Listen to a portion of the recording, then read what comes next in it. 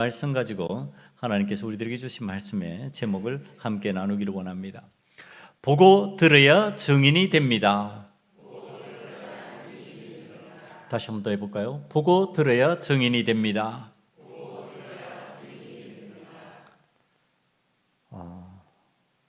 이게 보고 듣는다고 하는 것에 증인이라는 의미에 어떤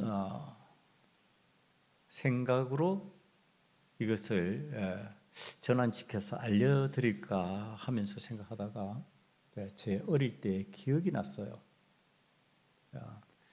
제 아버님이 선교하던 데가 상이용사촌이어서 위에 이제 이렇게 좀 구별된 장소였습니다. 뭐 여러분들이 어릴 때 그런 기억을 체험하셨는지 모르겠지만은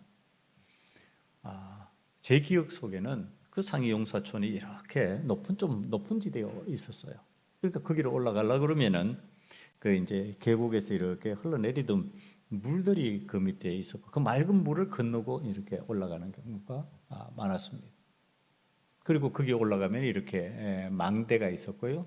그다음에 이제 마을 회관이 이렇게 있는데 거기에서 이제 복음을 전하셨어요. 그렇게 복음을 전하시다가 아버님 생각에는 이 이제 상이용사들만의 복음 전하는 것으로 안 되겠다 싶었는지 이제 마을에 가까운 쪽으로 내려오셔서 복음을 전하기 위해서 이제 성전을 거기다 작은 성전을 건축하십니다. 그 성전의 장소가 어디냐면은 집 앞마당이었어요.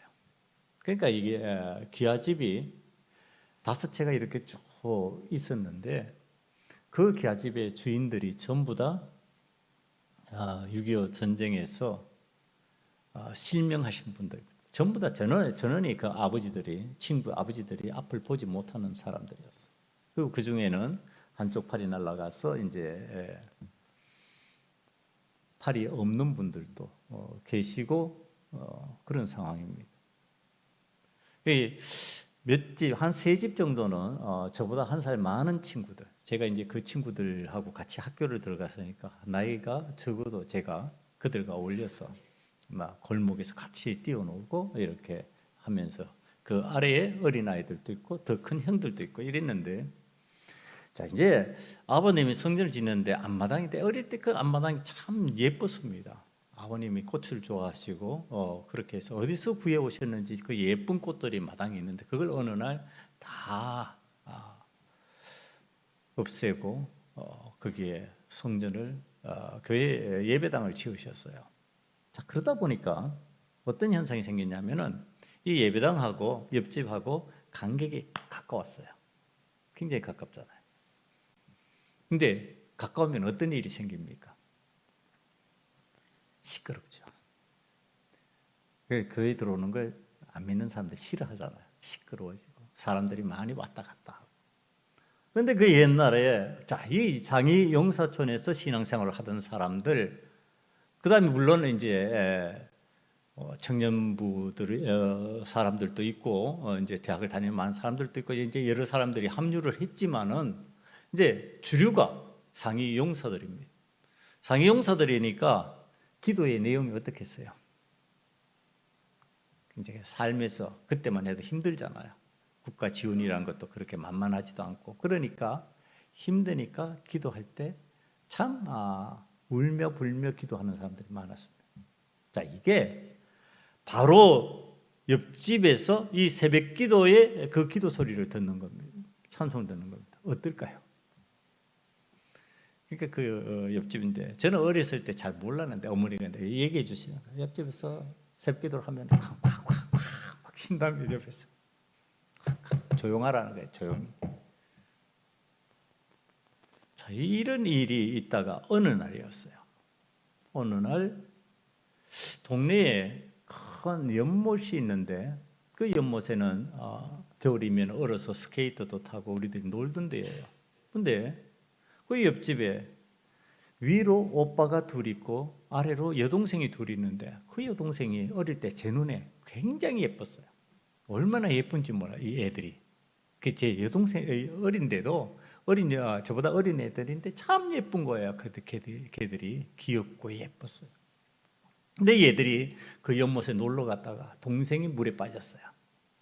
그러니까 그 위에 언니가 구해야 되겠다 생각하고 들어갔는데 이제 둘 다 빠져버린 거예요. 그 사람들이 다행히 봤어요. 봤는데 큰 언니는 이미 이제 몸이 처져버린 상황이고, 이 작은 아이는 건졌는데 얘도 몸이 처져 있는데도 좀 이제 그래도 가능성이 있는 거예요. 그러니까 이 아빠가 앞을 보지 못합니다. 동동동동 발을 굴면서 누가 이 아이 빨리 병원에 데려다 달라고 그러는데 주변의 사람들이 너무 당황스러워서 그랬는지 잘 반응을 못하는 겁니다. 그때 어머니가 그 아이를 안았어요. 안고서 거꾸로 이제 안고 가는 게, 이게 물을 먹은 상황이니까 물 토해내라고 거꾸로 안고 가다가 보니까 얘가 좀 움직이는 것 같더랍니다. 물을 이렇게 좀 쏟아내면서. 그래서 어머니가 업었대요. 업고서 병원으로 뛰어간 겁니다. 그랬더니 병원에서 신천하고 괜찮다. 얘는 괜찮다. 그런데 그 위에 큰딸은 죽었어요. 자, 이 일이 지나고 나서요, 그 얘기를 그 옆집에 아저씨가 들은 거죠. 눈은 보이지 않는데 귀로 들은 겁니다. 둘째 딸을 옆집 사모님이 안고 띄우고, 그리고 그 아이가 그러고 나서 살아났다. 그러니까 그 다음부터 새벽에 벽 치는 일이 없어졌습니다. 그래가지고 아버님이 만나서 누구 아빠 참 새벽마다 죄송하다니까, 아니요, 더 크게 기도하세요. 더 크게 기도하시라고. 괜찮다. 그 소리가 천사의 소리 같다고. 이게 들으면서 그것이 자기 속에 증거가 된 거예요. 내 아이를 살려준 사람, 생명의 은인. 그렇게 되니까 이제 전에 듣지 못했던 소리가 들리는 겁니다. 괜찮은 거예요. 그게 이제 전에 나를 괴롭히던 소리가 즐거운 소리로, 나를 위해서 기도해 주는 소리로 바뀌어지는 겁니다. 자녀들이 교회에 출석하고 신앙생활을 하는 그러한 상황이 되었어요. 자, 이 듣기만 잘 들어도 그것이, 그 사모님은 나의 가족을 살려준 사람이에요. 증거하면서 표현하는 겁니다. 증언하는 사람이 된 겁니다. 오늘 말씀이, 자, 이제 보고 듣는 현상으로까지 이어지게 만들어주시는 내용이 우리들 앞에 전개됩니다. 그러면 얼마나 확실한 증인이 될 수 있을까? 그것에 대해서 우리들이 성경이 어떤 시각으로 보기를 원하는지 오늘 말씀이 가르쳐 줍니다. 자, 이 말씀을 따라 들어가면 첫 번째 장면이 예수님의 증인이 될 사람들이 무덤으로 갔다고 이제 얘기가 우리들에게 나타납니다. 여인들은 예수님의 시신이 어디에 안치되었는지 이미 보아두었습니다. 15장 47절을 보면 그 내용이 나옵니다. 막달라 마리아와 요새의 어머니 마리아가 예수 둔 곳을 보더라. 그러니까 봤어요. 어디에 예수님의 시신을 뒀는지 본 겁니다. 그러니까 어디에 있는지 아니까 이제 그곳으로 가는 거예요.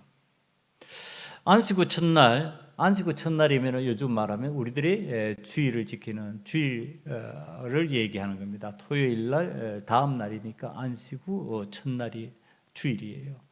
주일 새벽 매우 일찍이 해 돋기 바로 전에 지금 무덤을 향해서 가는 거예요. 이 시간대를 몇 시경으로 보느냐면 우리 시간대로 오전 5시경으로 봅니다.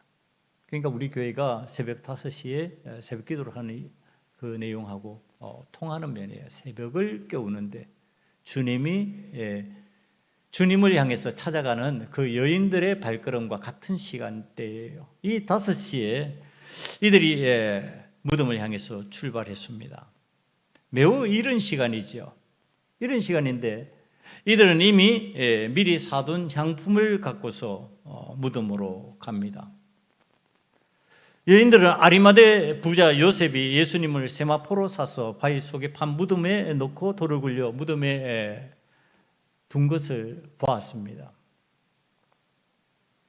자, 이 장면이요, 무엇을 의미하느냐 하면 완벽하게 죽은 예수님을 봤다, 이런 뜻입니다. 여러분, 우리 첫 번째 봐야 될 것이 뭐냐? 완벽하게 죽은 예수님을 저와 여러분이 볼 수 있기를 간절히 축원합니다. 네. 예수님 안 죽으신 거 아니에요. 죽으셨어야 돼요. 왜? 우리 죄를 대신하기 위해, 대속하시기 위해서.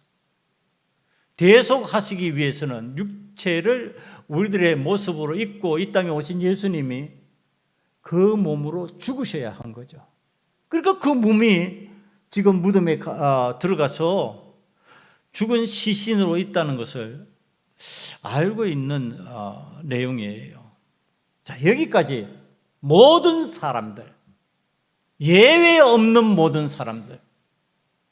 그러니까 어떤 사람들이냐 하면은 예수님의 제자든 예수님을 믿고 전적으로 따르는 사람이든 기적을 경험하고 병이 나은 사람이든 죽었다가 살아난 사람이든 그 어떤 사람이든 간에 예수님은 지금 어떤 예수님이다? 죽은 예수님이다. 무덤 속으로 들어간 예수님이다.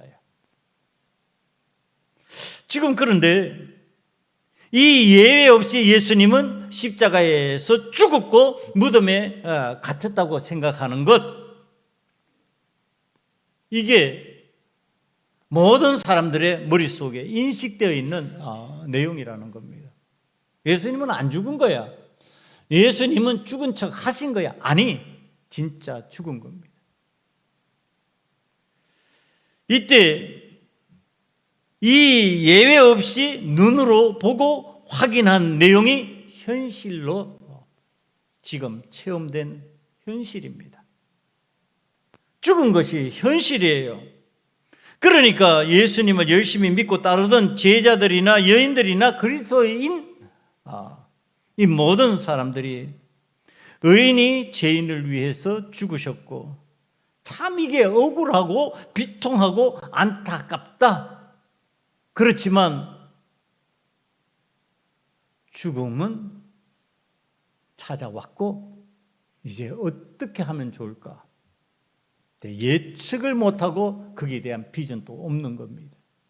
이게 무덤을 찾아가고 죽음을 바라보는 그리스도인들의 시각입니다. 자, 이게 죽음 앞에서 그냥 단순히 죽음을 받아들일 것이냐, 죽음으로 이게 현실이니까 이것 이상으로 우리가 할 수 있는 일은 없다고 생각하고 이제 우리가 죽음 앞에 가만히 있을 것인가. 근데 이제 여인들이 그것 아니었다라고 하는 것을 성경이 설명해 줍니다. 여인들은 다음에 해야 할 일을 드디어 찾아냈습니다. 예수님을 급히 십자가에서 내려가지고 부자 아리마대 요셉이 자기 무덤으로 준비한 곳에 예수님의 시신을 넣었지만은 급하게 서두르다 보니까 빠져먹은 게 있구나. 그게 뭐냐 하면은 향품입니다. 그러니까 그걸 깨달은 여인들이 향품을 준비해가지고 지금 무덤으로 간 겁니다. 그러니까 이 여인들이 지금 할 수 있는 일은 예수님의 시신에다가 향품을 바르는 것, 이것 외에는 없다고 생각하고 있는 겁니다.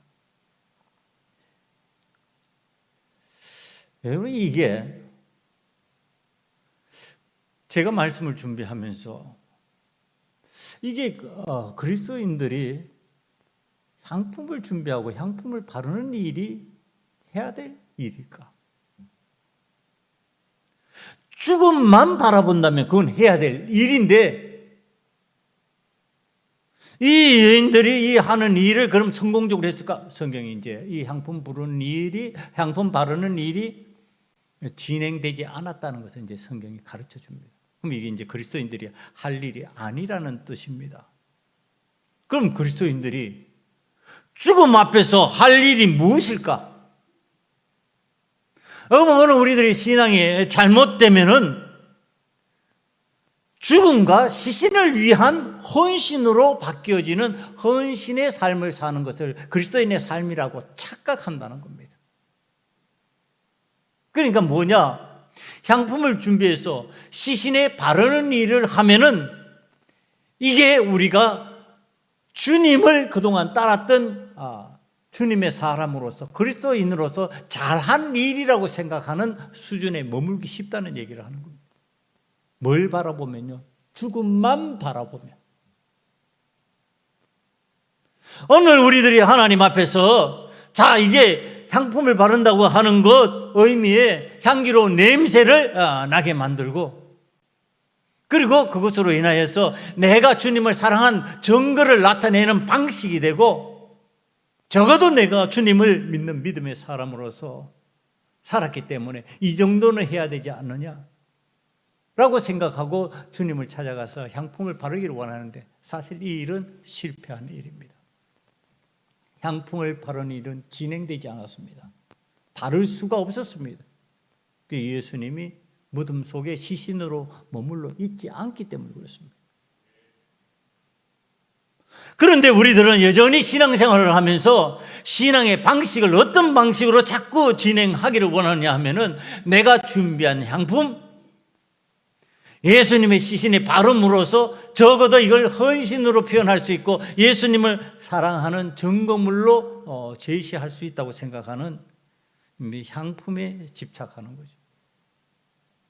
그건 사실은 시신에 발라야 되는 건데, 살아 계실 때는 향유를 그 몸에 부었으니까 됐는데, 우리는 살아 계신 예수님이 아니라 죽은 예수님 앞에, 시신인 예수님 앞에 지금 향품을 바르는 것이 신앙생활의 신앙 방법인 줄 자꾸 착각한다는 겁니다. 여러분, 예수님께서 죽으셨다고 생각하는 것이요, 자, 이 수준에서 이 향품을 준비하고 예수님 시신에 바른다고 하는 이 수준에서 우리들이 이제 생각해야 될 게 뭐냐 하면은, 이건 믿음의 사람들이 특별한 수준의 특별한 헌신을 생각해낸 게 아니라는 뜻입니다. 이건 누가 생각할 수 있는 거냐면 세상의 모든 사람들이 생각하는 방식이라는 겁니다. 세상의 사람들이 죽음의 시신을 대할 때 하는 방식이에요, 이게. 예수님에게만 꼭 행하는 방식이 아니라 세상의 사람들이 시신을 향해서 내가 사랑했던 사람, 내가 좋아했던 사람, 나를 위해서 희생의 삶을 살았던 부모님들 기념하기 위해서, 기억하기 위해서 향품 바르는 거 한다는 얘기예요. 그거 지금 누구도 했다? 여인들, 예수님을 믿던 여인들도 했다는 얘기를 하는 겁니다. 그럼 그 행위가 믿음이냐 믿음이 아니냐? 믿음이 아니라는 얘기를 하는 겁니다. 놀랍게도. 그런데 오늘 우리들이 세상에서 바라보는 시각으로 동일하게 예수님을 바라보는 그 일을 반복되게 하면서 그것을 갖다가 나의 믿음으로 자꾸 표현을 한다는 겁니다. 나의 믿음으로 이해하고 있다는 겁니다. 그러니까 뭐냐면은 지금 예수님의 시신에 대해서 향품을 바르는 것은 죽음에 대한 근심, 걱정, 염려라는 겁니다. 오늘 우리들이 예수님을 바라보면서 여전히 죽음에 대한 근심, 걱정, 염려 때문에 뭔가를 준비하고 무엇을 하고 있다면은 그것은 신앙인의 방법으로 죽음을 대하는 게 아니라는 얘기를 하는 겁니다. 믿음 없는 사람도 동일한 생각을 하고 동일한 방식으로 그걸 하고 있는데 믿음의 사람들이 그 방식을 그대로 답습하면서 그것이 마치 내가 믿음 좋은 사람이기 때문에 행하는 일인 양 그것을 표현하고 말한다면 이건 신앙이 아니라는 얘기를 하는 겁니다. 그럼 참된 신앙인이 되려면 어떻게 해야 될까? 죽음을 바라보면서 죽음으로 끝내는 것이 아니라 시신으로 끝내는 것이 아니라 그 다음 단계로 넘어가야 된다고 이제 성경이 가르쳐 주고 있는 겁니다. 그 다음 단계가 무엇일까? 두 번째 이야기를 성경 말씀이 전개합니다. 죽음의 무덤을 찾아간 여인들이 당황하며 놀라는 일이 생겼습니다. 이제 예수님은 죽으셨으니까, 사망했으니까, 사망한 그 주님에게는 기적이 일어날 것이 그거 없다라는 겁니다. 이제 기적이 일어나지 않을 것이다. 이제부터는 예수님에게 기적을 기대할 수도 없고 전에 기대했던 어떤 소망의 사건도 일어나지 않을 것이다. 그래서 여인들이 걱정하고 염려하는 게 뭐냐 하면은 무덤 앞에 무덤을 가로막고 있는 큰 돌에 대한 염려입니다. 우리들 여인들의 힘으로는 이 돌을 옮길 수가 없는데 어떡하지? 근데 이 여인들이 무덤 앞에 도착했을 때 그 돌은 이미 굴러져서 그 앞을 가리고 있지 않았습니다. 내 생각, 내 염려 때문에 가로막힐 것이라고 생각했던 그 돌이 제거가 되어 있습니다. 그게 내 힘으로 안 되고 내 생각으로 안 되는 그 일들이 이루어졌다. 그때 우리들이 표현하는 이 단어가 기적입니다. 아니, 예수님이 죽었다고 생각하고 이제 기적이 안 일어날 거라고 생각했는데 기적이 일어난 현장을 본 겁니다. 그리고 그 속으로 들어갔습니다. 들어갔더니 거기에 한 청년이 앉아있고 흰 옷 입은 한 청년이 말하는 겁니다. 너희들이 예수를 찾고 있느냐? 예수는 이곳에 계시지 않는다. 예수님은 살아나셨다. 예수님은 살아나셔서 지금 너희들에게 말씀하신 그대로 먼저 갈릴리로 가셨다. 이게 그 청년으로 보이는 천사가 전하는 말입니다. 여러분, 이게 지금 신앙인들이 유의해야 될 건 뭐냐 하면은 내 눈앞에서 믿음의 사람들이, 믿음 없는 사람들이 바라보는 시각으로 바라보던 그 수준으로 말하고 표현하는 것을 뛰어넘는 어떤 기적을 경험하기 위해서 우리는 빨리 주님께서 말씀하신 것을 다시 기억해야 된다는 겁니다. 그 말씀이 마가복음 8장 31절에 등장합니다. 인자가 많은 고난을 받고 장로들과 대제사장들과 서기관들에게 버림받아 죽임을 당하고 사흘 만에 살아나야 할 것을 비로소 그들에게 가르치시되, 예수님께서 분명히 말씀하셨어요. 그런데 뭐 했어요? 말씀을 잊어버린 겁니다. 망각해버린 겁니다. 왜 내가 예수님의 시선을 향해서만, 죽음에 관해서만 일할 수 있고 죽음을 위해서만 일할 수 있는 사람처럼 생각하고 믿고 자꾸 그렇게 한계에 갇힌 믿음 생활을 자꾸 하고 있는가? 왜 그런 한계에 갇힌 믿음 생활 속에서 내가 하는 그 일이 믿음이라고 자꾸 표현을 하고 있는가? 뭐 때문에 그렇다고요? 주님께서 하신 말씀을 기억하지 못했기 때문에 그렇다고. 주님께서 하신 말씀은 내가 대제사장들과 서기관들에게 버림받아 죽임을 당하고 사흘 만에 살아나야 될 것이라고 말씀하셨는데 이 말씀을 기억하지 못하니까 지금 현실에서 일어난 일만 보이는 겁니다. 그리고 현실에서 일어난 그 일을 세상 사람들이 생각하는 방식으로 생각하고, 그리고 그 방법을 따라서 나는 믿음의 표현을 한다, 이런 식의 삶의 구조가, 신앙적인 구조가 되어버렸다라고 하는 사실입니다. 여러분, 근데 놀라운 것은요, 이 예수님께서 미리 말하신 것을 누가 기억했느냐 하면은 대제사장과 서기관들이 기억하고 있습니다. 예수님을 믿고 따르던 사람들이 기억하는 것이 아니라 예수님을 십자가에 못 박은 그들이 기억하고 있습니다. 여러분, 이게 마태복음 27장 63절과 64절에 나와 있는 내용입니다.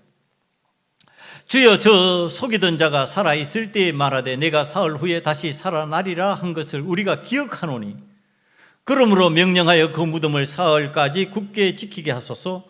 그의 제자들이 와서 시체를 도둑질하여 가고 백성에게 말하되 그가 죽은 자 가운데서 살아났다 하면 후에 속임이 전보다 더 클까 하나이다. 제자들과 그리스도인들이 잊어버린 그 말씀을 예수님을 십자가에 못 박은 대제사장과 서기관들은 기억하고 있더라고 하는 사실입니다. 여러분, 이게 현실에서 일어난 부활 사건이며 현실에서 들은 일인데도 불구하고 유인들이 이 말씀을 기억하지 못하면 어떤 현상이 일어나느냐 하면은요, 하나님의 위대하신 이 능력과 그의 경이로움 때문에요, 그들은 놀라움과 두려움에 압도해서 침묵 속으로 빠져들어가 버립니다. 여자들이 몹시 놀라 떨며 나와 무덤에서 도망하고 무서워하여 아무에게 아무 말도 하지 못하더라. 벙어리 신앙인이 되어버리는 겁니다. 분명히 예수 그리스도의 말씀을 기억하면은요, 뭐라고 생각해야 된다고? 예수님 말씀하신 대로 됐구나요. 내가 무덤 속에 들어가는 주님 죽음도 보았지만 부활의 주님이 우리에게 지금 그 부활을 보이시는구나, 이렇게 돼야 되는데 지금 그게 안 되는 현상입니다. 어머니, 이걸 제가 말씀을 준비하면서 어떤 마음으로 제게 이 말씀이 다가오느냐 하면은 벙어리 신앙인입니다. 입은 있어도 눈으로는 봤는데 귀로 들었는데 말할 수 없는 신앙인, 표현할 수 없는 신앙인, 지금 정인이 되기에 너무나도 소심한 신앙인, 그 신앙인이 나와 여러분이 아닌가? 지금 죽음도 봤지만은 죽음으로 끝나지 아니한 우리 주님께서 부활하셔서 그 무덤에서 벗어나고 계시는데 우리는 여전히 무덤에 머물러 있는 신앙인이 아닌가? 아니, 그 현장을 지금 봤음에도 불구하고, 천사의 말을 들었음에도 불구하고 말도 못하는 신앙인, 예수 그리스도는 우리를 위해서 십자가를 지시고 예수 그리스도는 우리를 위해서 무덤 속에 갇히는 죽음을 경험하시고, 그리고 3일 만에 살아나셔서 부활하시고 성천하셨다고 말 못하는 벙어리 신앙인, 그 증거를 나타내려 하면은 그 증거를 표현하기에 부족한 자신의 모습을 보면서 소심해지는 신앙인, 그래서 전도하지 못하고 주변에 있는 사람들에게 담대하게 얘기하지 못하는 소심한 신앙인의 모습이 오늘 우리들의 모습이 아니냐. 그래서 그러면은 그것으로 끝나게 주님께서 포기하게 만드셨을까? 너희들이 그 수준밖에 안 되니까 그럼 그렇게 살아라. 벙어리 신앙인 되고 소심한 신앙인으로 현실에 적응해서 살아라. 주님께서 그렇게 말씀하셨을까? 그때 세 번째 상황이 전개됩니다. 부활의 주님을 실감하지 못하는 제자들과 그리스도인인 이 여인들에게 일어난 일입니다. 부활의 주님은 두려움과 놀라움에 당하며 이 사실을 알리지 못하는 신앙인들에게 나타나셨습니다. 오늘 9절 말씀을 보면요, 먼저 7 귀신 쫓아내 주신 막달라 마리아에게 나타나셨고요, 12절을 보면은 엠마오로 내려가던 제자 2사람에게 나타나시고요, 세 번째는요 14절에 11 제자가 음식 먹을 때에 나타나셨습니다. 이제 의도적으로 성경이 이 3번이라고 하는 하나님의 완전수를 표현합니다. 그러니까 완전히 살아나셨다라고 하는 것을 갖다가 우리들에게 거듭 나타나면서 보여주시는 겁니다.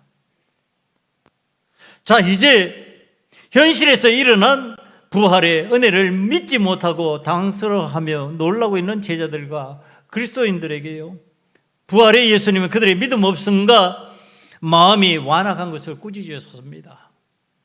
여러분, 왜 말씀을 기억하고 믿지 못하느냐? 너희들이 시신만 봤냐? 시신 없고 빈 무덤 보지 않았느냐? 그리고 지금 살아나서 부활 증거가 되고 있는 나를 보지 않고 있느냐? 지금 예수님께서 그렇게 말씀하시면서 왜 믿지 못하느냐? 마음이 완악한 자들이여 하고 꾸짖으시는 겁니다. 그리고 당부하셨습니다. 너희는 온 천하에 다니며 복음을 전파해라. 믿고 세례를 받는 사람은 구원을 얻을 것이요 믿지 않는 사람은 정죄를 받으리라. 믿는 자들에게는 내 이름으로 귀신을 쫓아내며 새 방언을 말하며 뱀을 집어 올리며 무슨 독을 마실지라도 해를 받지 아니하며 병든 사람에게 손을 얹은 즉 나으리라. 여러분, 이게 주님께서 우리들에게 하신 말씀입니다. 주님께서 이 말씀을 하시고 제자들에게 명령하신 후에 성천하셨습니다. 자, 이게 부활의 완성입니다. 완성된 부활 성천을 목격한 후 제자들이 나가서 두루 복음을 전파할 때 주께서 역사하시고 그 표적으로 하나님의 말씀을 확실히 증언하는 것이 이제 사도행전, 지금 우리가 진행하고 있는 사도행전에 관한 말씀이 우리들에게 전해지는 겁니다. 제자들과 이 그리스도인들이 비로소 복음의 증인이 되어서 예수 그리스도의 십자가 위에서 죽으심과 부활에 관한 증거를 하기 시작하는 것. 여러분, 이게 무엇입니까? 증인의 삶입니다. 증인이 봤는데, 들었는데 벙어리와 같이 침묵하고 있다면 그건 증인이 될 수 없는 겁니다. 그리스도인들은 하나같이 그리스도의 증인인 줄 믿습니다. 그리스도의 사람들, 그리스도에 관한 표현을 하는 사람들. 그런데 그리스도는 어떤 분이시다? 우리를 위해서 십자가에 위에서 죽으시고 무덤 속에 3일 동안 갇히셨다가 부활하신 분이시고 성천하셔서 지금은 하나님 우편에 계신 분이다. 여러분, 이것을 증언하는 자가 누구냐? 그리스도인들입니다. 그리스도인들이 지금 봤습니다. 지금 들었습니다. 보고 들은 그대로 말하기 시작한 것이 오늘 저와 여러분들이 보고 들은 그대로입니다. 여러분, 이 목사가 체험적인 어떤 일들을 경험했기 때문에 여러분들에게 담대하게 그 일을 증언할 수 있습니다. 예수 그리스도의 이 부활의 산 증인이 되기만 하면은 여러분들이 기도할 때 귀신들이 떠나가는 역사가 나타나는 줄 믿습니다. 귀신 들린 자가 진짜 떱니다. 귀신 들린 자가 두려워합니다. 여러분, 이게 이제 체험하지 아니하면은 잘 경험하지 못하죠. 제가 이제 이게 반복되게 설명할 때, 제가 치악산에서 공부를 할 때, 요즘은 이제 그렇게 공부하러 들어가는 사람들 잘 없죠. 저희들 때는 이제 이렇게 깊은 산에 기도하러 들어갈 때가 있지 않습니까? 기도하다 보면은 북소리가 둥둥둥둥둥둥둥둥 하면서 이제 귀신을 부르는 이게 이제 무당도 강신무가 있고요, 학습무가 있다는 거 여러분 아시죠? 학습무는 배워서 하는 사람, 강신무는 실제로 귀신이 임해가지고 구슬하는 사람 이렇게 있는데, 강신무들은요 그런 데 들어와서 신내림을 받습니다. 다시 그게 어디로 가라 그래서 명령을 한다고 그래요. 제 얘기를 들어보니까. 근데 치악산 어느 골짜기 장소를 구체적으로 정해준답니다. 그럼 그 장소에 와서 두드리는 거예요. 둥둥둥둥. 자, 이게 내가 그리스도인이잖아요. 그때는 목회할 때가 아니니까. 그래, 그리스도인이 되어서 지금 내가 그리스도인인지 아닌지 누구한테 확인할 수 있느냐 하면 이제 무당들한테 확인할 수 있는 겁니다. 귀신이 귀신같이 더 잘합니다. 저가 믿는 사람인지 안 믿는 사람인지, 저가 진짜 그리스도인인지 가짜 그리스도인인지 압니다. 가짜 그리스도인들은요 무당들이 신경도 안 씁니다. 저는 이제 이 작두를 타는 것도 봤어요. 이 작두를 타다가 못합니다. 어릴 때인데도. 제가 이제 초등학교 때 성령의 체험을 했기 때문에 일찍 체험을 했습니다. 일찍 체험을 해가지고 이 작두 타는 것을 신기하니까 사람들 막 작두 탄다고 떠드니까 이제 그 근방에 가는 겁니다. 그때만 해도 어릴 때니까 이렇게 못하니 갑자기 섭니다. 서가지고 여기 그리스도인이 있으면 좀 비켜달라고 그럽니다. 작두 못하니까. 자, 그걸 체험한 사람이니까 제가 알잖아요. 이제 어릴 때 체험했으니까. 그러니까 이제 청년 때인데, 젊을 때인데, 이 치악산에서 둥둥둥둥 두들면 제가 책을 보다가 그쪽으로 이렇게 갑니다. 가면은요, 둥둥둥둥둥 두들기던 소리가 점점 약해집니다. 점 두들기다가 점점. 그리고 제가 보이는 지점까지 이렇게 가서 살핍니다. 이렇게 뒷짐을 지고 이렇게 살펴보면은 그대로 얼어가지고 그대로 이렇게 있습니다. 가만히 있습니다. 미동도 안 합니다. 가만히 쳐다보지도 않아요. 저를 쳐다보지도 않고요. 그냥 가만히 이렇게 미동하고. 그래서 제가 참 우습잖아요. 그래, 내가 그리스도인인가 아나 보네. 그리스도인인 줄 아네. 그래서 다시 이렇게 들어오면 그때 북소리가 다시 생깁니다. 둥둥둥둥둥. 여기 제가 방으로 들어오면 다시 북소리가 둥둥둥둥 들립니다. 여러분, 누가 안다고요? 귀신이 안다고요. 그러면은 그 귀신에게 명령하면 들을까요? 안 들을까요? 들어요. 여러분, 하나님의 은혜, 예수 그리스도의 증인으로서 믿음의 삶을 살지 못하면요 옆에서 기도하는데 안 들어요. 여러분, 이건 체험해 보기 때문에 아는 겁니다.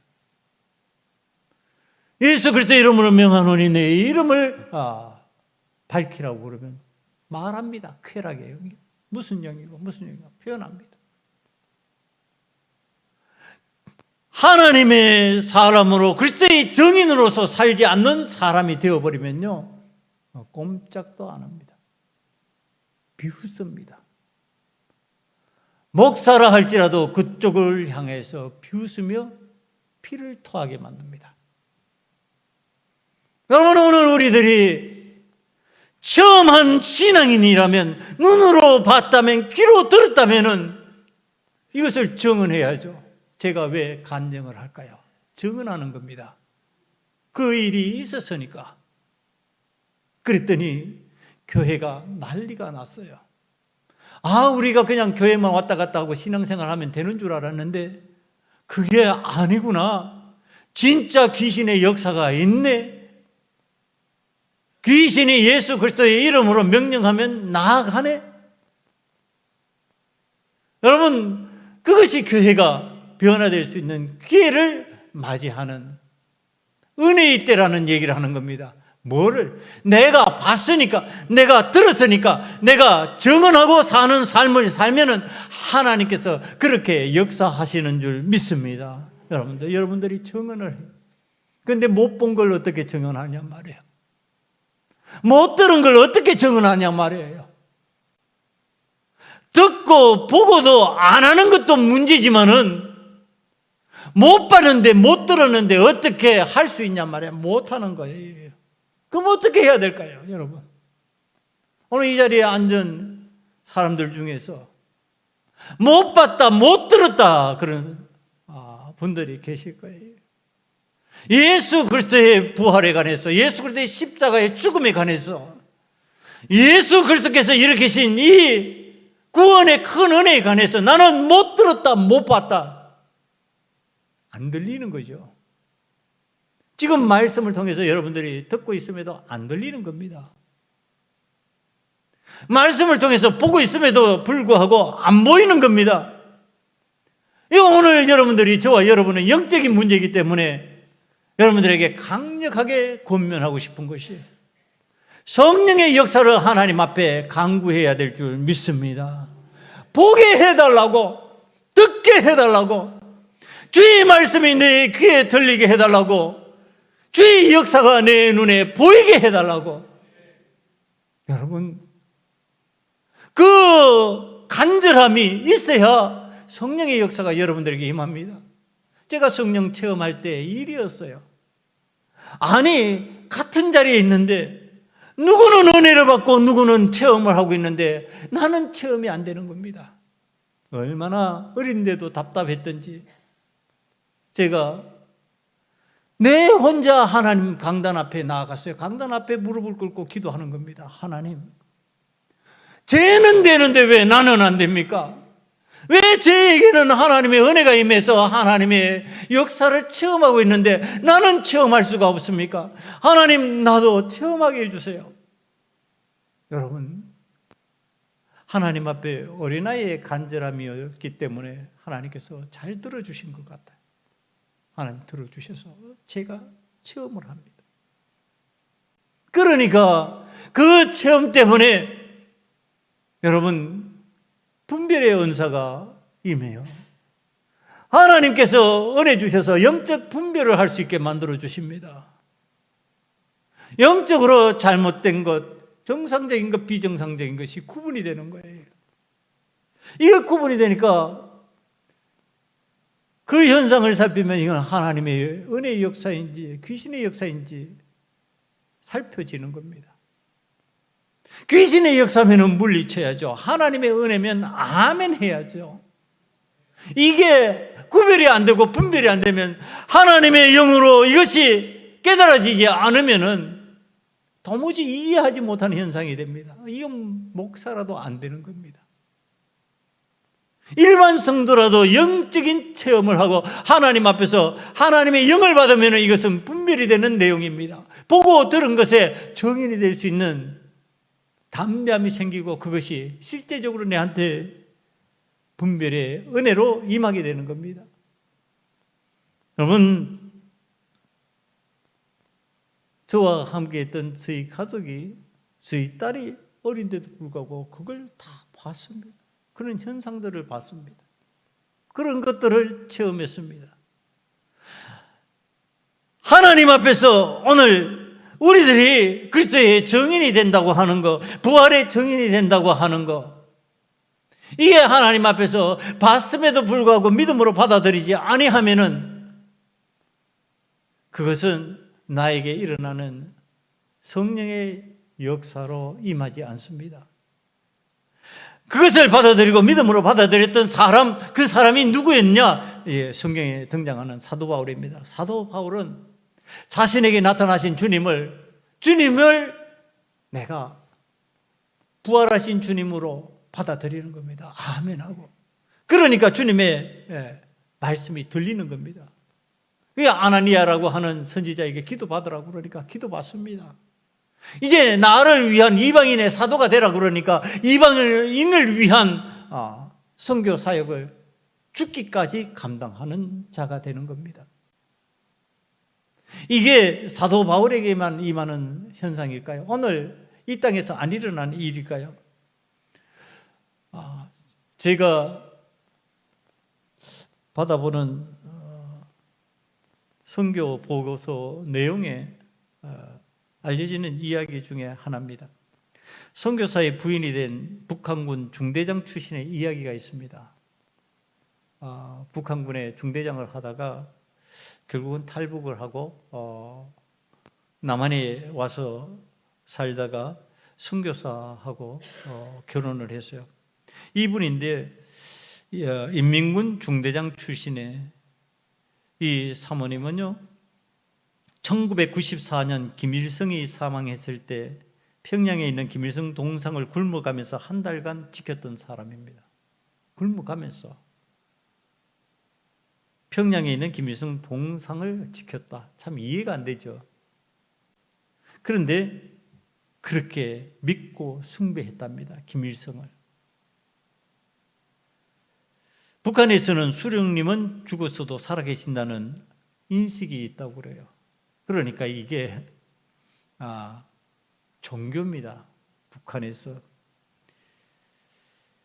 당국이 항상 동상에 보초를 세운다고 그래요. 이 동상을 함부로 대하지 아니하고 동상을 지키는 일에 누구든지 참여할 수 있게 만든다고 그러는데, 당시의 선교사의 아내는요, 자발적 보초를 쓴 사람이었습니다. 이런 일은 북한 사회에서 경쟁적으로 일어나는데 누가 시켜서 그런 것이 아니고 진심으로 그렇게 한다고 그럽니다. 그렇게 믿어진다는 거예요. 세뇌 교육을 받아서. 이 홍수가 나거나 불이 났을 때요, 자신은 물에 빠지면서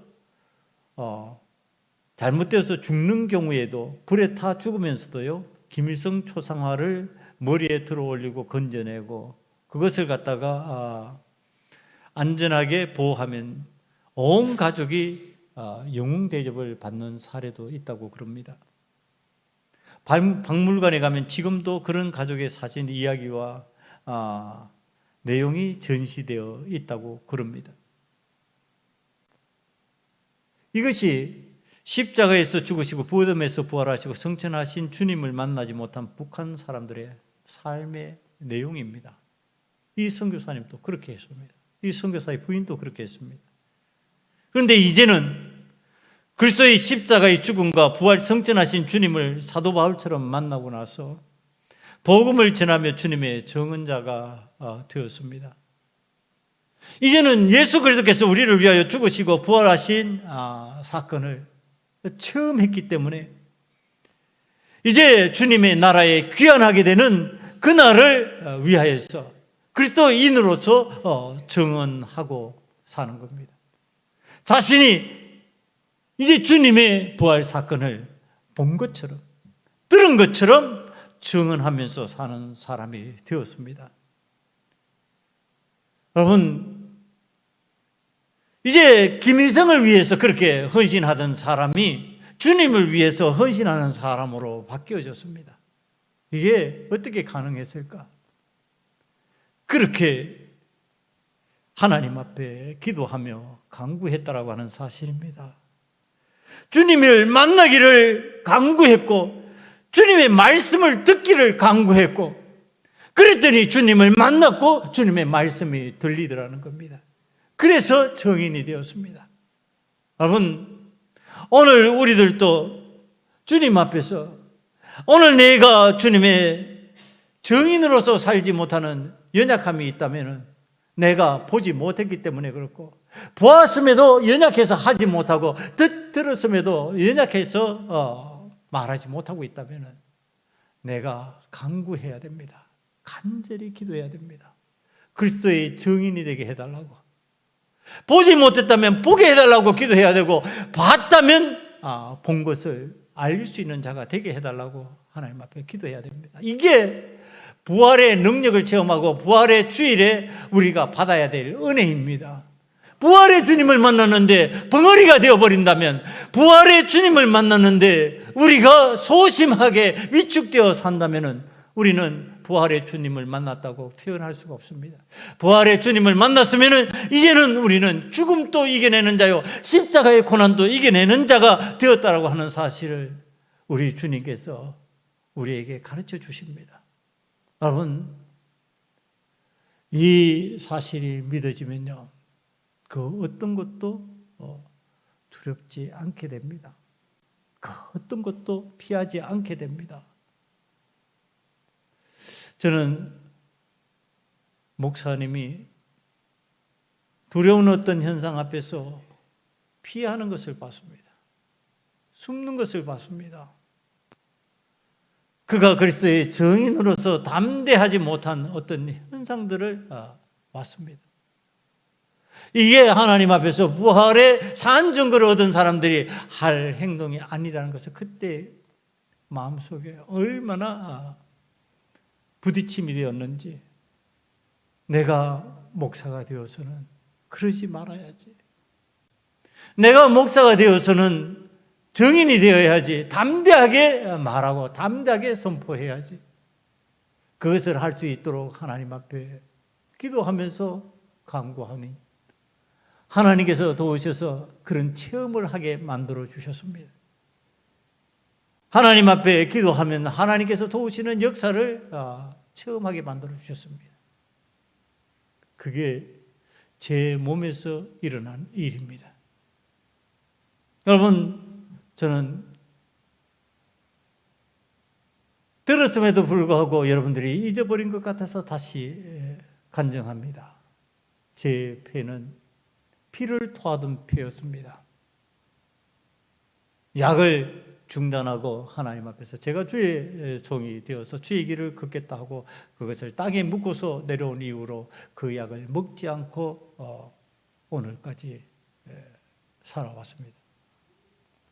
제 폐에는 그 흔적이 남아 있습니다. 여러분, 제가 목회를 하면서 하나님 앞에 연약한 어떤 면이 있었던지 제가 대장암 수술을 했습니다. 대장암 암이 발생했다고 그래서 제가 하나님 앞에 그게 어떤 것일까 생각을 했는데, 종양의 크기가 지름이 3cm라고 그러니까 꽤 큰 거였습니다. 26cm 대장을 절단했습니다. 끊어냈습니다. 그러나 지금 2년이 지나고 지금 제가 올 6월이 지나면 이제 6개월에 한 번에 병원을 가도록 건강 상태가 좋아져 있다고 알려주고 있습니다.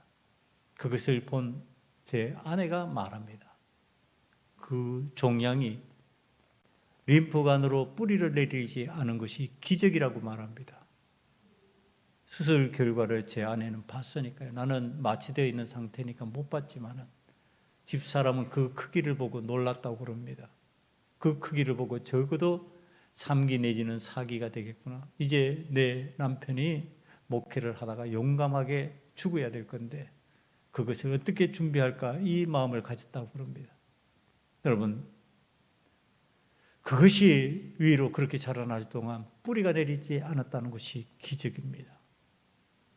저는 방사선 치료도 아니하고 암에 관한 모든 약을 한 종류도 먹지 않고 있습니다. 그런데 정상으로, 모든 것이 정상으로 회복되었습니다. 이 부활의 주일에 제가 이걸 다 간증합니다. 하나님은 증인이 되기를 원하고 주님을 만나고 주님의 말씀을 들은 사람이 그것을 믿음으로 받아들이고 증인으로 살아갈 때 함께 해주시고 역사해 주시는 줄 믿습니다. 여러분, 그것을 증언하라고 저를 이 자리에 세우시고 오늘 또 말씀을 전하게 하셨습니다. 하나님 앞에서 여러분들과 제가 그리스도의 증인으로 살아가기를 원하면 증언하는 자가 되어야 될 줄 믿습니다. 증언하기 위해서 어떻게 해야 될까? 본 것을 받아들여야 됩니다. 들은 것을, 말씀을 받아들여야 됩니다. 안 믿어지면 믿어지게 해달라고 기도해야 됩니다. 그러면 하나님께서 여러분들과 저를 하나님의 증언자로 세워주실 줄 믿습니다. 이 시간에 다 함께 기도하기를 원합니다. 우리는 그리스도의 십자가의 죽음과 부활과 성천을 증언하는 그리스도인이 되어야 될 줄 아오니 주여, 그리스도의 증인으로서 살아가게 만들어 주시옵소서. 우리도 부활의 능력을 체험하게 만들어 주시옵소서. 이와 같은 마음 가지고 다 같이 하나님 앞에 간절히 기도하기를 원합니다. 아버지 하나님, 그리스도의 십자가의 죽음과 부활의 성천을 증언하는 자가 되기를 원합니다. 아버지의 부활의 산 증인이 되기를 원합니다. 아버지 하나님께서 도우시는 증거가 나타나는 자가 되기를 원하오니 주여, 두려워하고 염려하고 근심하지 않게 만들어 주시옵소서. 주여, 두려워하고 염려하고 근심하며 실패하는 자가 되지 아니하도록 은혜를 베풀어 주시옵소서.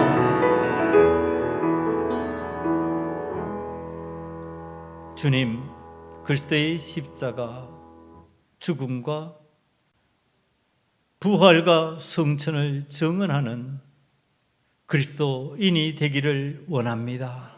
아버지 하나님, 두려워하고 염려하고 근심하면서 벙어리 신앙인이 되지 않기를 원하며 소심한 신앙인이 되지 않기를 원합니다.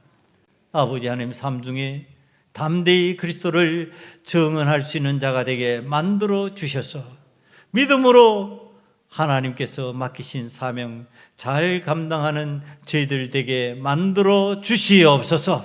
오늘 성찬 예식을 합니다.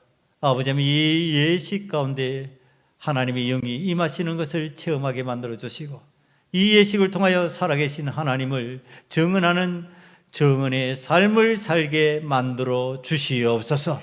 예수님 이름으로 감사하며 기도드리옵나이다. 아멘.